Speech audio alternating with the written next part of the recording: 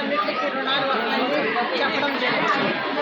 మహిళలందరినీ 2047 స్వర్ణాంధ్రప్రదేశ్ వైపు పయనించమని చెప్పడం కూడా జరిగింది. Thank you. డ్వాక్రా మరియు డ్వాక్రా రుణాలు అవన్నీ కూడా వారికి నేను చెప్పడం జరిగింది. అలాగే ఉమెన్ ఎంటర్‌ప్రీనర్‌షిప్ గురించి, చదువు యొక్క విద్యా పాత్ర గురించి కూడా చెప్పడం. అలాగే కాకుండా ఉమెన్ ఎంటర్‌ప్రీనర్స్‌కి 47% సబ్సిడీలు అందుతాయని, వారు ఎటువంటి పారిశ్రామికవేత్తలుగా తయారవ్వచ్చని ఏమన్నా. తెలుగుదేశం పార్టీ కార్యాలయం వద్ద ప్రపంచ మహిళా దినోత్సవ కార్యక్రమం ఘనంగా జరుపుకోవడం జరిగింది.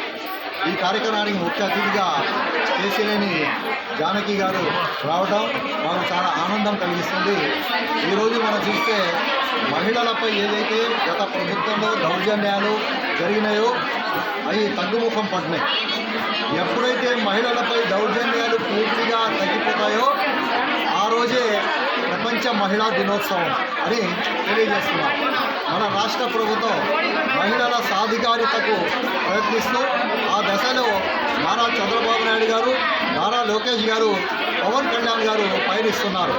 నారా లోకేష్ గారు ఒకటే చెప్పారు, ఈ రాష్ట్రంలో మహిళా సాధికారిత జరగాలంటే 1,40,000 మహిళలకు పారిశ్రామికవేత్తలుగా తయారు చేయాలని ఆయన కోరడం జరిగింది. అలాగే తెలుగు మహిళలందరికీ ప్రపంచ మహిళా దినోత్సవ శుభాకాంక్షలు తెలియజేసుకుంటున్నాం.